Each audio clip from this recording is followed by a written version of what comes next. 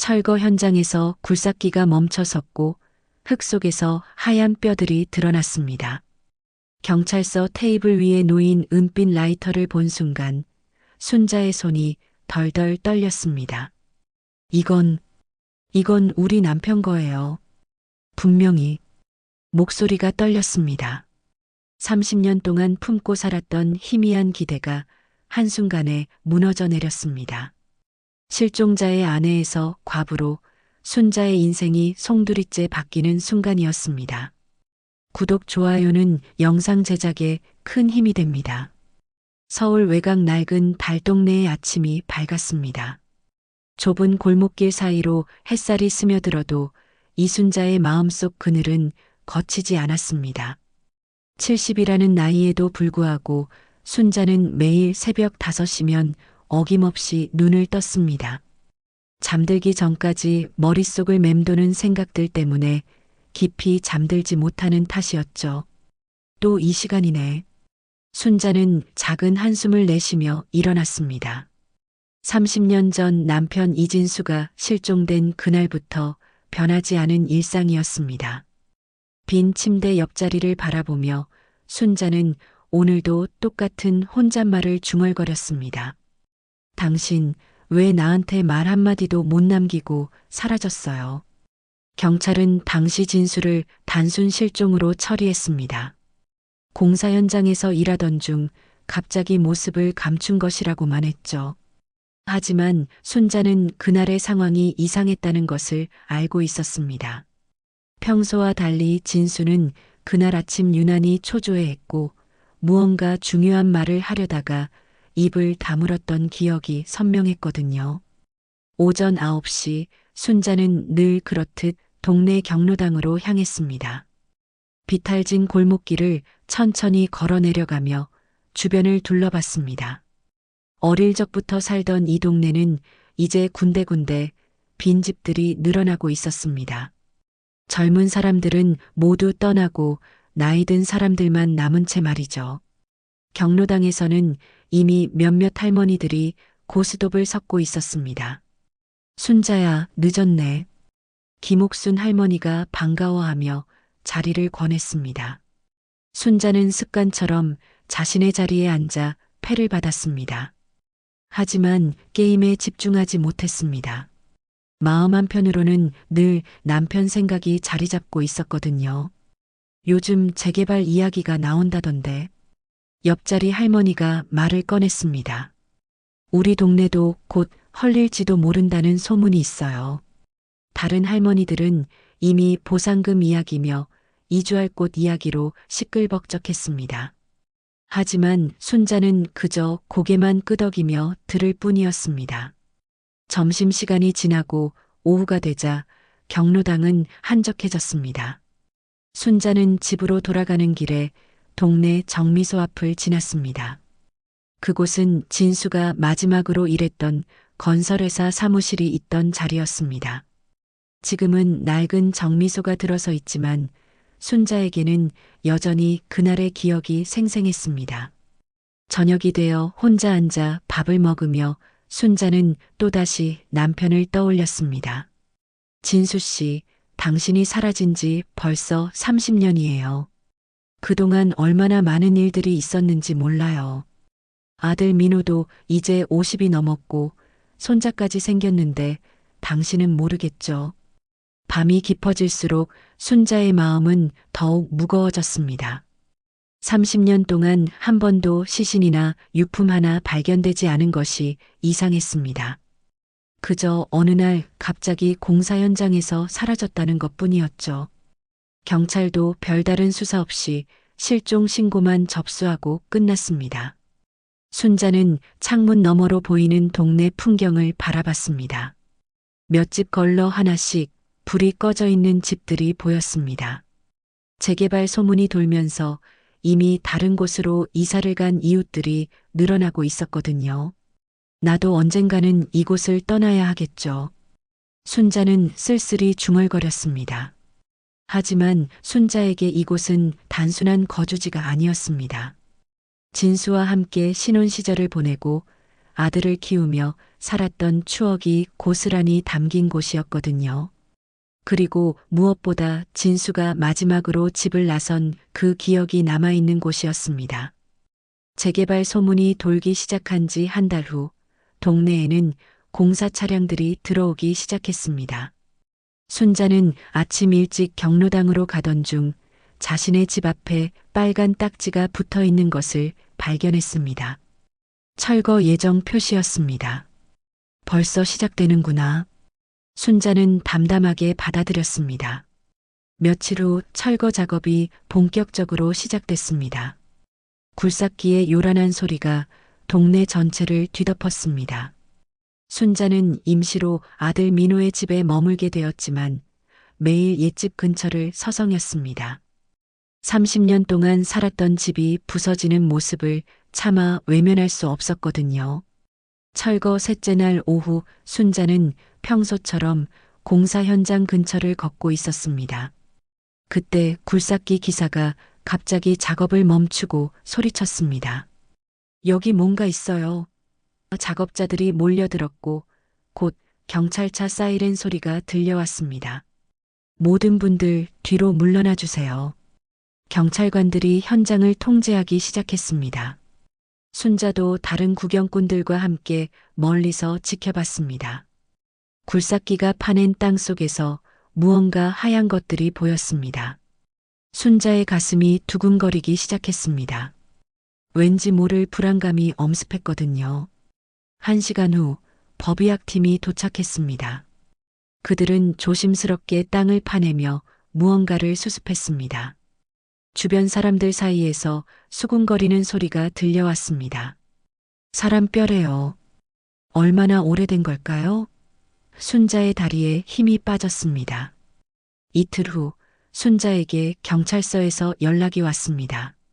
이순자 씨, 잠깐 서에 나와 주실 수 있겠습니까? 확인해 드릴 것이 있습니다. 순자는 떨리는 마음으로 경찰서로 향했습니다. 무언가 좋지 않은 일이 생길 것 같은 예감이 들었거든요. 경찰서에서 형사는 순자를 작은 방으로 안내했습니다. 혹시 이것들 중에 아시는 물건이 있으신지 확인해 주세요. 테이블 위에는 몇 가지 물건들이 놓여 있었습니다. 녹슨 동전, 낡은 시계, 그리고 은빛 라이터 하나가 있었습니다. 순자의 눈이 라이터에 고정됐습니다. 손이 덜덜 떨리기 시작했습니다. 그 라이터는 분명히 알고 있는 물건이었습니다. 결혼 10주년 기념일에 진수가 자신에게 선물했던 것과 똑같았거든요. 라이터 옆면에는 작은 글씨로 순자에게 사랑을 담아라고 새겨져 있었습니다. 이건 우리 남편 거예요. 분명히. 순자의 목소리가 떨렸습니다. 형사는 고개를 끄덕이며 기록을 적기 시작했습니다. 그럼 발견된 유골이 남편분일 가능성이 높겠군요. 정확한 신원 확인을 위해 DNA 검사를 진행하겠습니다. 순자는 그 자리에서 주저앉을 뻔했습니다. 30년 동안 품고 살았던 의문이 이런 식으로 해결될 줄은 몰랐습니다.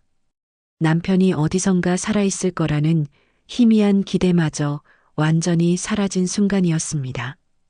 경찰서를 나온 순자는 멍한 상태로 집으로 돌아갔습니다. 아들 민호가 걱정스러운 표정으로 맞이했습니다. 엄마, 무슨 일이에요?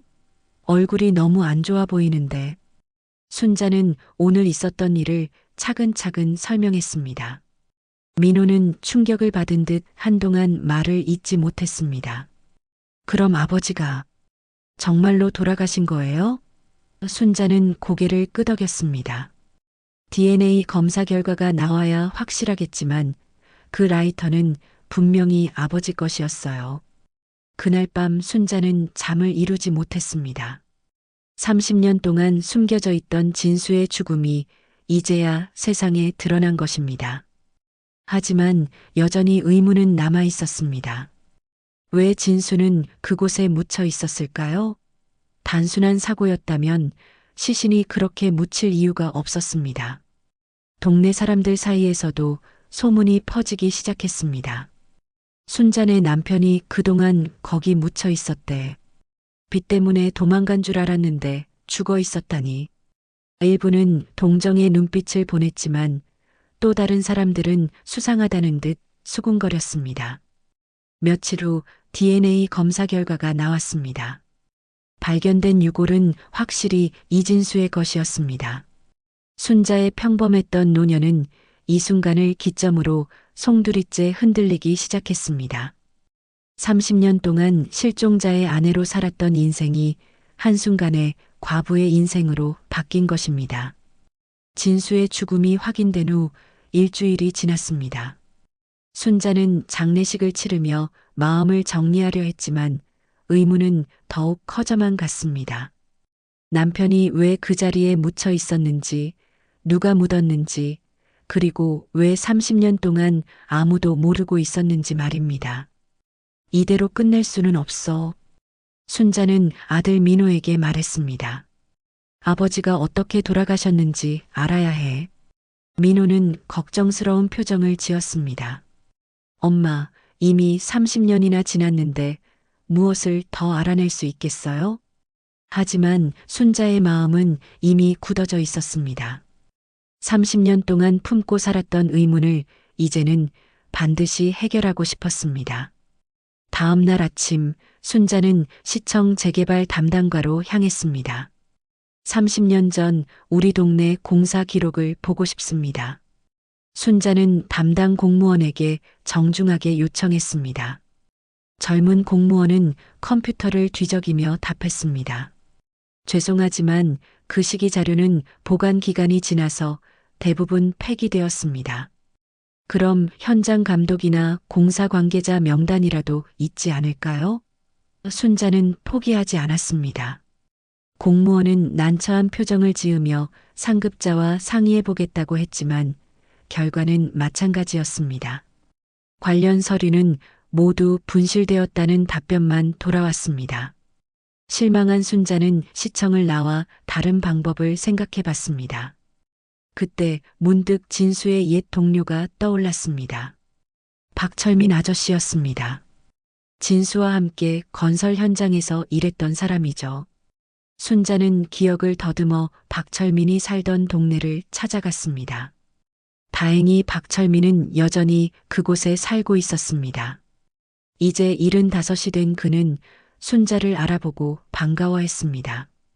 순자구나, 오랜만이네. 진수 소식은 어떻고?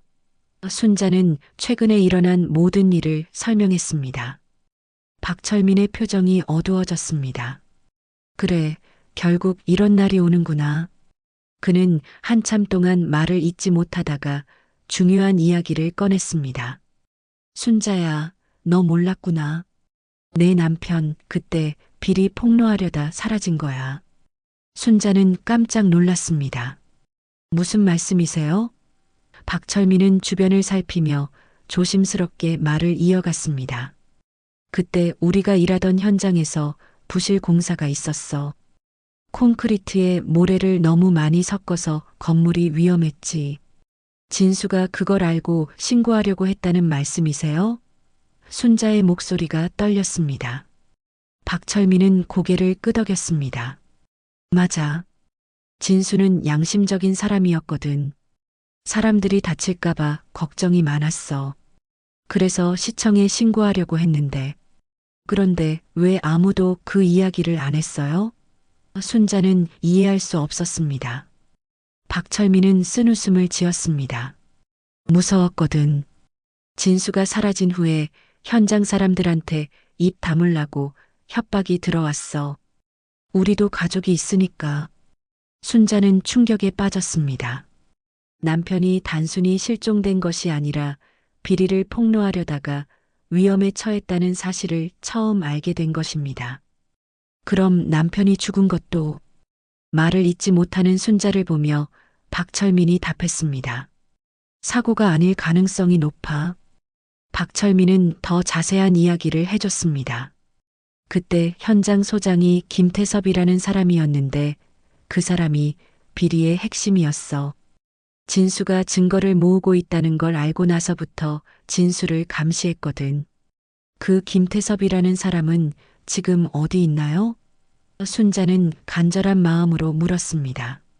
박철민은 고개를 저었습니다. 글쎄, 그 사건 후에 다른 지역으로 이사를 갔다고 들었는데 정확히는 모르겠어. 하지만 박철민은 순자에게 중요한 단서를 하나 더 줬습니다. 그때 진수가 집에 설계도 같은 걸 가져가서 연구하고 있었다고 했는데 혹시 그런 자료가 남아있지 않을까? 순자는 집으로 돌아와 진수의 유품들을 다시 살펴봤습니다.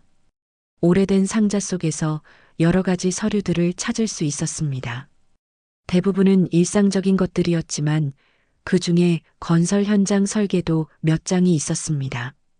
설계도를 자세히 살펴보던 순자는 진수의 필체로 적힌 메모들을 발견했습니다. 콘크리트 배합비 이상함, 철근 규격 부족, 안전기준 미달 등의 내용이었습니다. 진수가 정말로 현장의 문제점들을 조사하고 있었다는 증거였습니다. 그날 밤 순자는 확신을 갖게 되었습니다. 남편의 실종은 단순한 사고가 아니었습니다. 비리를 폭로하려던 남편을 누군가 막으려 했고 그것이 죽음으로 이어진 것입니다. 순자는 이제 진실을 밝혀내겠다고 마음먹었습니다. 여보, 이제 당신이 무엇 때문에 죽었는지 알 것 같아요. 제가 끝까지 진실을 밝혀낼게요. 순자는 진수의 사진을 바라보며 다짐했습니다. 30년 동안 숨겨져 있던 진실의 문이 조금씩 열리기 시작한 것입니다. 진실을 찾기로 결심한 순자는 다음 날 아침 일찍 아들 민호에게 전화를 걸었습니다. 민호야, 엄마가 아버지 일로 알아낸 게 있어. 한번 와서 이야기 좀 들어봐. 민호는 바쁘다며 며칠 후에 가겠다고 했지만 순자는 오늘 당장 와달라고 부탁했습니다. 오후에 민호가 집에 도착했을 때 순자는 진수의 설계도와 메모들을 테이블에 펼쳐놓고 있었습니다. 민호야, 내 아버지는 단순히 실종된 게 아니야. 현장 비리를 폭로하려다가 죽임을 당한 거야. 순자는 박철민에게서 들은 이야기를 자세히 전했습니다. 그런데 민호의 반응이 이상했습니다. 놀라기보다는 오히려 당황하는 기색이 역력했습니다. 엄마, 그런 옛날 일을 지금 와서 들춰내면 뭐가 달라져요? 아버지는 이미 돌아가셨는데. 민호의 목소리에는 어딘지 모를 불편함이 섞여 있었습니다. 달라지고 말고 아버지가 왜 죽었는지 밝혀야지. 순자는 단호했습니다. 하지만 민호는 계속 반대했습니다. 엄마, 이제 우리 동네도 재개발되면서 보상금 받을 수 있잖아요. 괜히 문제 일으켜서 복잡하게 만들지 마세요. 순자는 아들의 말에 의아함을 느꼈습니다. 보상금이 뭐가 중요해? 내 아버지의 죽음을 밝히는 게 먼저지. 그러자 민호가 갑자기 목소리를 높였습니다. 엄마는 현실을 모르세요. 조용히 재개발만 되면 그게 돈이 얼마인데요? 며칠 후 순자는 우연히 충격적인 사실을 알게 되었습니다. 동네 슈퍼 아주머니가 넌지시 던진 말 때문이었습니다. 순자 씨, 민호가 요즘 재개발 조합 사람들이랑 자주 만난다던데 뭔 일이에요? 순자는 깜짝 놀랐습니다. 아들이 재개발 조합과 만난다는 이야기를 들어본 적이 없었거든요. 그날 저녁 민호에게 직접 물어봤습니다. 민호야, 내가 재개발 조합 사람들과 만난다는 게 무슨 일이야? 민호는 잠시 당황하더니 대답했습니다. 아, 그냥 보상금 관련해서 상담받는 거예요. 요즘 다들 그렇게 해요. 하지만 순자는 뭔가 석연치 않다는 느낌을 받았습니다. 아들의 표정이 어딘지 어색했거든요. 며칠 후 순자는 더 충격적인 사실을 알게 되었습니다. 경로당에서 김옥순 할머니가 귀띔해준 정보였습니다. 순자야, 내 아들이 재개발 조합에서 일한다는 소문이 있어. 그것도 꽤 높은 자리에서 말이야. 순자는 집에 돌아와 민호를 기다렸습니다. 민호가 집에 들어서자마자 순자는 직접적으로 물었습니다. 민호야, 정직하게 대답해. 내가 정말 재개발 조합에서 일하고 있는 거야? 이번에는 민호도 숨길 수 없었습니다. 네, 맞아요. 몇 달 전부터 조합에서 일하고 있어요. 보상 업무 담당하고 있습니다. 순자는 어이가 없었습니다. 그런 중요한 일을 왜 엄마한테 말 안 했어? 말하면 엄마가 반대하실 줄 알았어요. 민호의 대답이었습니다. 순자는 점점 화가 났습니다. 반대할 일이 뭐가 있어? 정당한 일이라면 당당히 말하면 되잖아. 그러자 민호가 진짜 속마음을 드러냈습니다. 엄마, 이제 와서 아버지 죽음을 들추면 우리 가족한테 좋을 게 하나도 없어요. 조합에서 우리한테 특별 보상까지 주기로 했는데 괜히 문제 일으키지 마세요. 민호의 말에 순자는 경악했습니다. 특별 보상이라니? 그게 무슨 뜻이야? 순자가 다그치자 민호는 더 이상 숨길 수 없다는 듯 털어놨습니다. 조합에서 우리 집 보상금을 2배로 주기로 했어요. 대신 아버지 일은 조용히 넘어가자고 하더라고요. 순자는 분노가 치밀었습니다. 내가 지금 무슨 말을 하는 거야? 내 아버지의 죽음을 돈으로 덮으려 한다는 거야? 민호는 여전히 자신의 입장을 고집했습니다. 엄마, 현실적으로 생각해 보세요. 30년이나 지난 일을 지금 와서 밝혀봤자 바뀔 게 뭐가 있어요? 바뀔 게 없다고? 진실이 밝혀지는 게 중요하지 않아? 순자의 목소리가 떨렸습니다. 하지만 민호는 냉정했습니다. 엄마, 진실보다는 우리 생활이 더 중요해요. 이 돈으로 엄마도 좋은 곳에서 편하게 사실 수 있잖아요. 그날 밤 모자 간의 갈등은 극에 달했습니다. 순자는 아들이 이렇게 변한 것에 실망했고 민호는 어머니가 현실을 모른다며 답답해했습니다. 엄마, 그냥 입 다물고 보상금 받으세요. 아버지도 우리가 잘 사는 걸 원하실 거예요. 내 아버지의 죽음이 돈으로 덮일 줄 아니? 순자는 아들을 똑바로 바라봤습니다. 내 아버지는 정의를 위해 목숨을 걸었는데 내가 지금 그걸 돈으로 팔아넘기려 하는구나. 그 후 며칠 동안 모자는 서로 말을 하지 않았습니다. 순자는 점점 고립되어 갔습니다. 아들마저 자신의 편이 아니라는 사실이 너무나 슬펐습니다. 하지만 포기할 수는 없었습니다. 일주일 후 순자의 우편함에 협박 편지가 들어 있었습니다. 묻지 마라. 죽은 자는 말이 없다. 짧지만 섬뜩한 내용이었습니다. 순자는 이제 정말로 위험한 상황에 처했다는 것을 깨달았습니다. 하지만 두려움보다는 오히려 확신이 들었습니다. 자신이 진실에 가까워지고 있다는 확신 말입니다.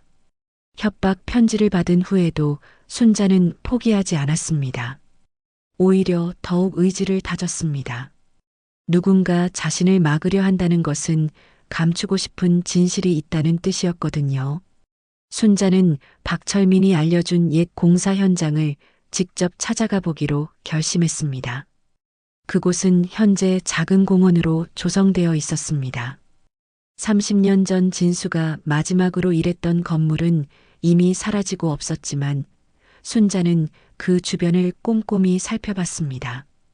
혹시 당시의 흔적이 남아있을지도 모른다는 생각에서였습니다. 공원관리사무소에서 순자는 오래된 지도를 구해볼 수 있었습니다. 30년 전 이 지역의 모습을 보여주는 자료였죠. 지도를 보니 당시 이곳에는 여러 건물들이 동시에 건설되고 있었다는 것을 알 수 있었습니다. 저녁 무렵 순자는 혼자서 그 현장 주변을 다시 둘러봤습니다. 해가 지고 어둠이 내리자 주변은 한적해졌습니다. 순자는 휴대폰 손전등을 켜고 공원 구석구석을 살펴봤습니다. 당시 진수가 어떤 심정으로 이곳에서 일했을지 상상해 봤습니다. 그때 뒤에서 발걸음 소리가 들려왔습니다. 순자가 뒤돌아보려는 순간 누군가 순자의 어깨를 거칠게 잡았습니다. 할머니, 여기서 뭐 하세요? 낯선 남자 2명이 순자를 둘러쌌습니다. 저는 그냥 산책하고 있었는데요. 순자는 최대한 침착하게 대답했습니다. 하지만 남자들의 표정은 험악했습니다. 산책요? 이런 시간에 여기서요? 할머니가 요즘 이상한 짓을 많이 한다는 소문을 들었는데 순자는 위험을 감지했습니다. 이들이 평범한 사람들이 아니라는 것을 직감적으로 알 수 있었습니다. 저 이만 집에 가겠습니다. 순자가 돌아서려고 하자 한 남자가 팔을 붙잡았습니다. 잠깐 할머니, 우리가 할 말이 있어요. 남자의 목소리는 위협적이었습니다. 요즘 쓸데없는 일에 관심이 많으시다던데 그런 건 그만두시는 게 좋을 겁니다. 순자는 가슴이 두근거렸지만 용기를 냈습니다. 무슨 말씀인지 모르겠는데요. 순자가 대답하자 다른 남자가 비웃었습니다. 모르겠다고요?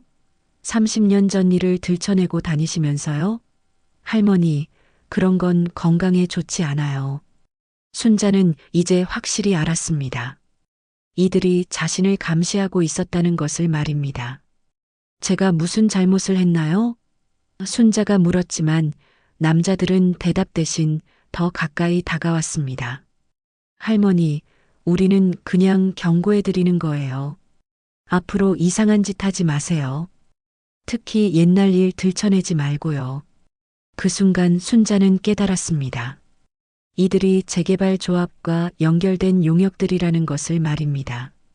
혹시 여러분이 제 남편? 순자가 말하려던 순간 한 남자가 순자를 밀쳤습니다. 순자는 중심을 잃고 땅에 넘어졌습니다. 무릎과 팔꿈치가 바닥에 쓸려 피가 났습니다. 할머니, 다음부터는 조심하세요. 밤에 혼자 돌아다니면 위험해요. 남자들은 비웃으며 떠났습니다. 순자는 한동안 일어날 수 없었습니다. 몸의 상처보다 마음의 충격이 더 컸습니다. 순자가 간신히 일어서려 할 때 한 남자가 돌아와서 마지막 말을 던졌습니다. 참 할머니, 내 남편도 그날 이렇게 사라졌어요. 그 말을 듣는 순간 순자의 온몸에 소름이 돋았습니다. 이들이 진수의 죽음과 관련이 있다는 확신이 들었습니다. 남자들이 완전히 사라진 후에야 순자는 겨우 일어섰습니다. 온몸이 아팠지만 집까지 걸어갔습니다. 피투성이가 된 채 집에 도착한 순자는 거울 앞에 섰습니다. 상처투성이인 자신의 모습을 보며 눈물이 쏟아졌습니다. 여보, 이제라도 진실을 밝혀야겠어요. 순자는 진수의 사진을 바라보며 다짐했습니다. 당신이 당한 일을 이제는 정확히 알 것 같아요. 제가 끝까지 싸워볼게요. 그날 밤 순자는 잠들 수 없었습니다. 남자들의 위협도 무서웠지만 진수가 그날 겪었을 공포를 생각하니 더욱 가슴이 아팠습니다. 남편이 단순한 사고로 죽은 것이 아니라 살해당했다는 확신이 들었습니다. 다음 날 아침 순자는 상처를 치료하며 계획을 세웠습니다. 이제는 혼자 힘으로는 안 된다는 것을 깨달았습니다. 더 강력한 도움이 필요했습니다. 시민단체나 언론의 힘을 빌려야 한다고 생각했습니다. 하지만 그 전에 더 확실한 증거가 필요했습니다. 순자는 진수가 남긴 자료들을 다시 한번 꼼꼼히 살펴봤습니다. 설계도와 메모들 사이에서 뭔가 중요한 단서를 놓쳤을 수도 있었거든요. 그때 순자는 설계도 귀퉁이에 작은 글씨로 적힌 메모를 발견했습니다. 이 공사 사람을 집어삼킨다. 진수의 필체였습니다. 아마도 죽기 전 마지막으로 남긴 경고였을 것입니다. 순자는 이 메모가 결정적인 증거가 될 수 있다고 생각했습니다. 순자는 더 이상 망설이지 않기로 했습니다. 위험하더라도 진실을 밝혀내겠다고 다짐했습니다. 남편의 죽음을 헛되이 할 수는 없었습니다. 30년 동안 숨겨져 있던 진실을 세상에 알리겠다는 의지가 더욱 강해졌습니다. 습격당한 다음 날 순자는 상처를 치료하며 진수가 남긴 자료들을 다시 정리했습니다. 이 공사 사람을 집어삼킨다라는 메모는 분명히 중요한 의미가 있었습니다. 순자는 이 말의 진짜 뜻을 파악하기 위해 설계도를 더 자세히 살펴봤습니다. 설계도를 펼쳐놓고 보니 진수가 여러 곳에 빨간 펜으로 표시를 해놓은 것을 발견했습니다. 콘크리트 두께, 철근 간격, 기초 깊이 등에 모두 문제가 있다는 표시였습니다. 그리고 도면 모서리에는 김태섭 마이너스 비리 주모자라고 적혀 있었습니다. 순자는 이제 확신했습니다. 진수는 단순히 부실 공사를 발견한 것이 아니라 체계적으로 증거를 수집하고 있었던 것입니다. 그리고 그것 때문에 목숨을 잃었을 가능성이 높았습니다. 그날 오후 순자는 용기를 내어 지역 시민단체 사무실을 찾아갔습니다. 안녕하세요. 혹시 건설 비리 관련해서 도움을 받을 수 있을까요? 사무실에 있던 젊은 활동가가 순자를 맞이했습니다. 어떤 일이신지 자세히 말씀해 주세요. 순자는 처음부터 차근차근 설명했습니다. 30년 전 남편의 실종, 최근 발견된 시신, 그리고 부실공사 의혹까지 모든 것을 털어놨습니다. 활동가는 순자의 이야기를 진지하게 들었습니다. 정말 심각한 문제네요. 특히 30년 전 건설 비리라면 시효는 지났지만 살인 사건이라면 얘기가 다르죠. 그는 순자에게 언론에 제보하는 것을 제안했습니다. 언론에 제보하면 정말 도움이 될까요? 순자는 걱정스러웠습니다. 활동가는 고개를 끄덕였습니다. 네, 특히 탐사보도 전문 기자에게 연락해 보시면 좋을 것 같아요. 제가 아는 기자가 있으니 연결해 드릴게요. 며칠 후 순자는 한국일보의 탐사보도팀 김 기자와 만났습니다. 김 기자는 베테랑 기자로 건설 비리 사건을 여러 번 다뤄본 경험이 있었습니다. 할머니, 정말 용기 있는 결정을 하셨네요. 순자는 김 기자에게 진수의 설계도와 메모들을 모두 보여줬습니다. 김 기자는 자료들을 꼼꼼히 살펴보며 중요성을 인정했습니다. 이 자료들만으로도 당시 부실 공사가 있었다는 것을 충분히 입증할 수 있을 것 같습니다. 그럼 기사로 쓸 수 있나요? 순자가 간절하게 물었습니다. 김 기자는 신중한 표정을 지었습니다. 가능하지만 더 많은 증거가 필요해요. 특히 당시 관련자들의 증언이 있으면 좋겠는데요. 순자는 박철민을 소개했습니다. 김 기자는 박철민과도 인터뷰를 진행했습니다.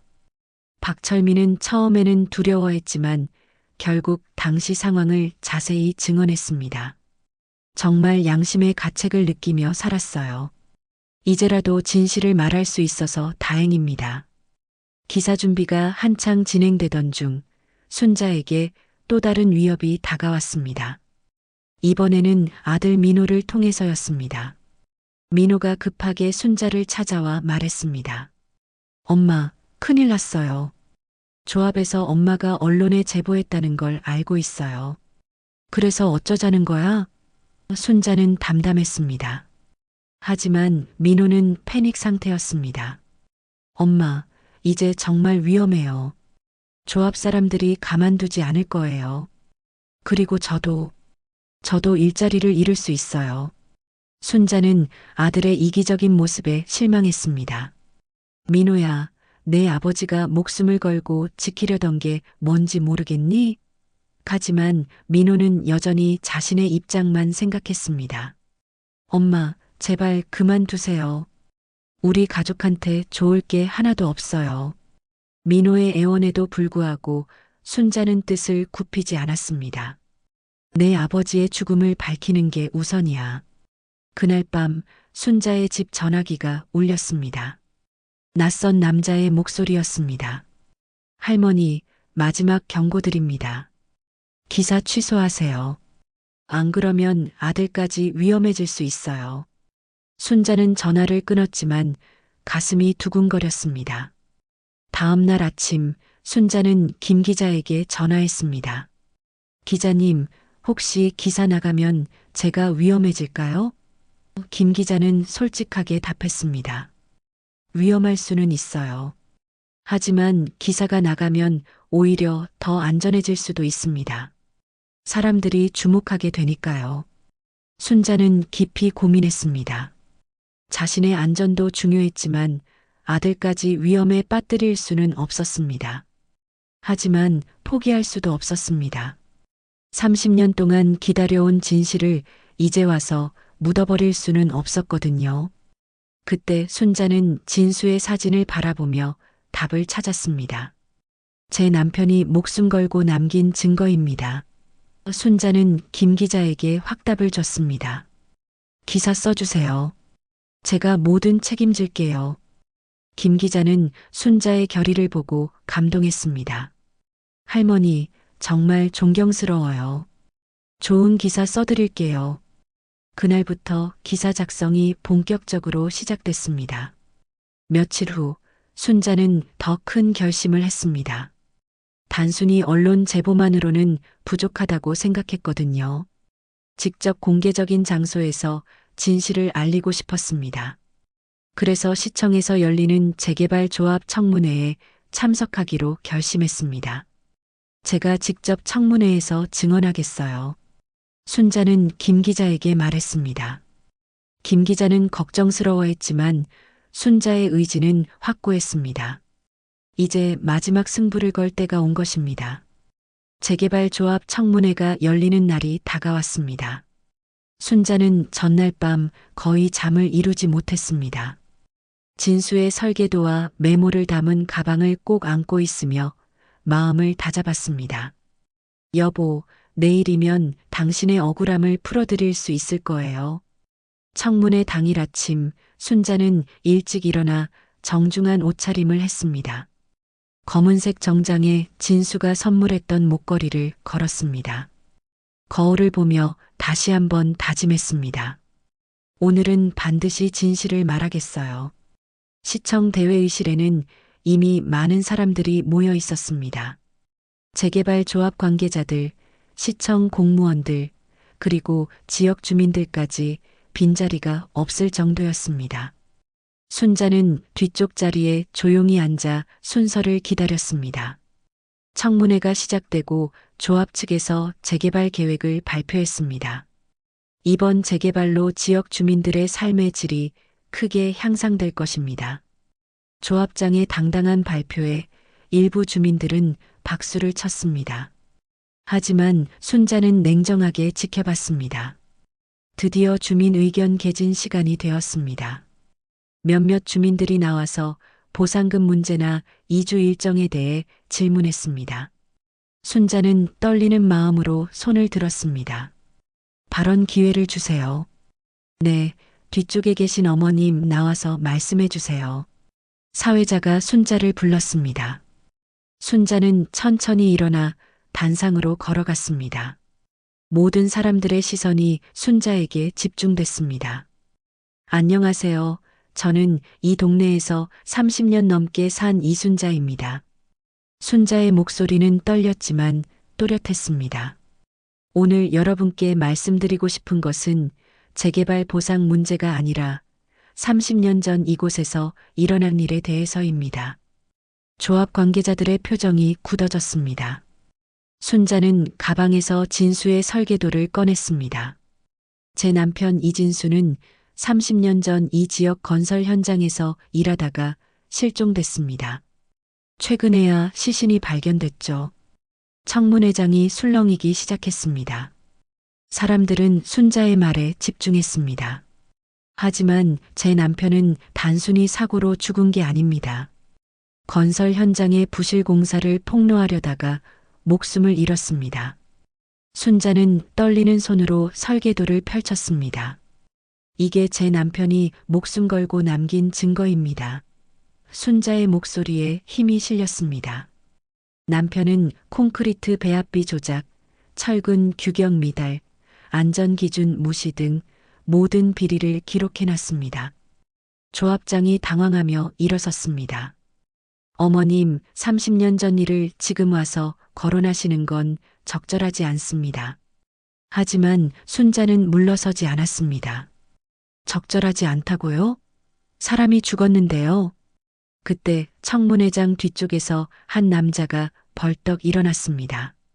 순자의 아들 민호였습니다. 민호의 얼굴은 창백했고 온몸이 떨리고 있었습니다. 잠깐만요. 민호가 큰 소리로 외쳤습니다. 모든 사람들이 민호를 바라봤습니다. 민호는 한동안 말을 잇지 못하다가 결국 입을 열었습니다. 아버지를 죽인 건 저들이 아니라 제 침묵이었습니다. 충격적인 고백이었습니다. 순자는 아들을 놀란 눈으로 바라봤습니다. 민호는 눈물을 흘리며 계속 말했습니다. 제가 다 막았습니다. 조합에서 일하면서 아버지 관련 서류들을 없앤 것도 저예요. 청문회장이 완전히 술렁거렸습니다. 민호의 자백은 예상치 못한 반전이었습니다. 저는 보상금 때문에, 돈 때문에 아버지의 죽음을 묻어버리려 했어요. 민호는 무릎을 꿇었습니다. 순자는 아들의 고백에 충격을 받았지만 동시에 진실이 밝혀지는 것에 안도했습니다. 민호야. 순자가 아들의 이름을 불렀을 때 민호는 순자를 똑바로 바라봤습니다. 엄마, 용서해 주세요. 저는 아버지의 아들이 될 자격이 없어요. 민호의 목소리는 절망에 차 있었습니다. 하지만 순자는 냉정하게 아들의 눈을 바라봤습니다. 늦었지만 내가 입을 열었구나. 조합장과 관련자들은 사태 수습에 급급했습니다. 이 청문회는 재개발 관련 회의입니다. 개인적인 문제를 거론하는 것은 하지만 이미 분위기는 돌이킬 수 없었습니다. 김 기자를 비롯한 언론인들이 현장에서 취재를 시작했습니다. 시민단체 활동가들도 즉석에서 진상조사를 요구했습니다. 순자가 용기를 내어 시작한 일이 큰 파장을 일으키고 있었습니다. 시청 관계자들도 당황했습니다. 30년 전 비리가 공개적으로 폭로되면서 당시 담당자들에 대한 조사가 불가피해졌습니다. 순자는 이 모든 상황을 지켜보며 진수의 사진을 가슴에 품었습니다. 여보, 이제 당신의 억울함이 풀렸어요. 순자는 마음속으로 남편에게 말했습니다. 청문회장은 여전히 혼란스러웠지만 진실은 이미 세상에 드러났습니다. 30년 동안 숨겨져 있던 비밀이 마침내 햇빛을 보게 된 것입니다. 순자는 단상에서 내려오며 마지막 말을 했습니다. 여러분, 진실은 언젠가 반드시 밝혀집니다. 제 남편처럼 정의를 위해 목숨을 건 사람들의 희생을 헛되이 하지 마세요. 청문회장에 울려 퍼진 순자의 목소리는 많은 사람들의 마음을 움직였습니다. 청문회 이후 일주일 만에 상황은 완전히 바뀌었습니다. 순자의 용기 있는 폭로와 민호의 충격적인 자백은 전국적인 뉴스가 되었습니다. 30년 만에 밝혀진 건설 비리 진실이라는 제목의 기사가 각종 언론에 실렸습니다. 검찰은 즉시 수사에 착수했습니다. 당시 건설 현장 관계자들과 시청 공무원들에 대한 조사가 시작됐습니다. 비록 30년이 지났지만 살인 사건에는 공소시효가 없었기 때문입니다. 조합 간부들과 관련 공무원들이 줄줄이 검찰에 출석했습니다. 순자는 집에서 뉴스를 보며 감회가 새로웠습니다. 정말 이런 날이 올 줄 몰랐어요. 김 기자가 순자를 찾아와 후속 취재를 요청했을 때 순자는 담담하게 답했습니다. 이제 제 할 일은 다 한 것 같아요. 며칠 후 더 놀라운 소식이 들려왔습니다. 수사 과정에서 당시 현장 소장이었던 김태섭이 체포된 것입니다. 김태섭은 30년 동안 다른 지역에서 살며 건설업을 계속해왔지만 결국 과거를 피할 수는 없었습니다. 김태섭의 자백은 충격적이었습니다. 이진수가 부실공사 증거를 모으고 있다는 걸 알았습니다. 신고당하면 우리 모두 망하는 상황이었죠. 그는 진술을 없애기 위해 용역들을 동원했다고 시인했습니다. 그날 밤 이진수를 현장으로 불러내서 실수로 다치게 됐는데 그만. 김태섭의 진술에 따르면 진수는 협박하는 과정에서 저항하다가 목숨을 잃었다고 했습니다. 그리고 은밀히 현장에 매장했다는 것이었습니다. 순자는 이 소식을 들으며 복잡한 심정이었습니다. 진실이 밝혀진 것은 다행이었지만 남편이 겪었을 고통을 생각하니 가슴이 아팠습니다. 여보, 정말 힘들었겠어요. 혼자서 그 모든 걸 견뎌내야 했으니까. 한편 아들 민호는 자수를 위해 경찰서로 향했습니다. 그는 재개발 조합에서 일하며 아버지 관련 서류를 의도적으로 은폐한 혐의를 인정했습니다. 제가 보상금에 눈이 멀어서 아버지를 2번 죽인 셈입니다.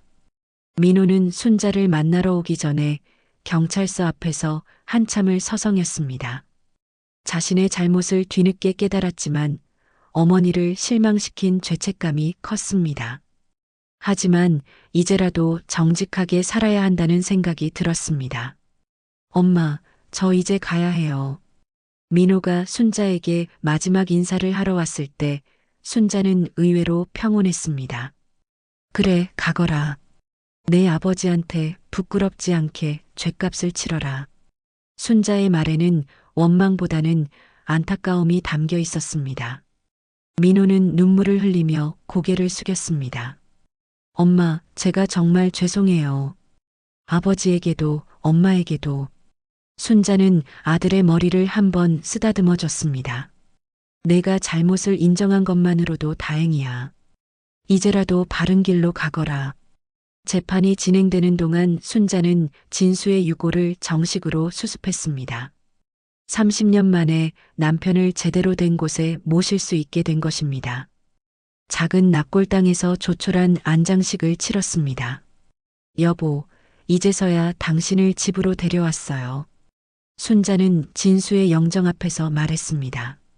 30년 동안 혼자 추위에 떨고 있었을 생각을 하니 정말 마음이 아팠어요. 이제는 따뜻한 곳에서 편히 쉬세요. 재판 결과 김태섭은 살인죄로 무기징역을 선고받았습니다. 당시 공무원들과 조합 관계자들도 각각 실형을 받았습니다.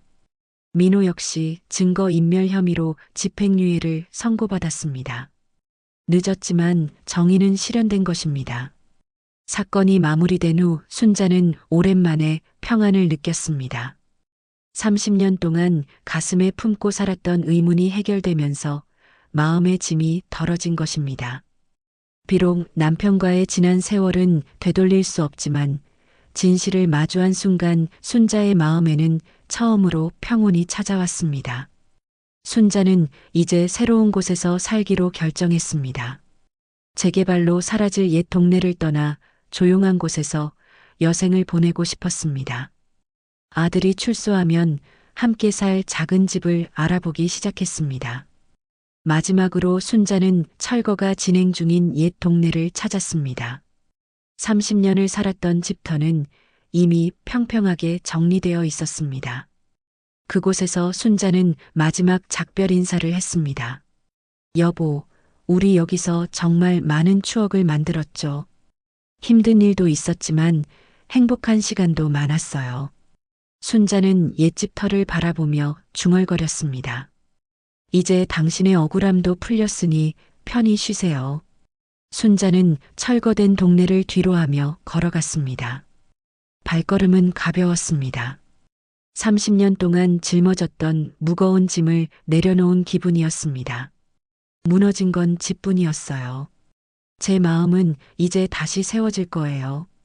새로운 시작을 앞둔 순자의 얼굴에는 평온한 미소가 떠올랐습니다. 진실을 밝혀내기 위한 힘든 여정은 끝났지만 남은 인생을 의미 있게 살아가겠다는 다짐이 서 있었습니다. 진수의 정의로운 정신을 이어받아 당당하게 살아가겠다는 약속과 함께 말입니다.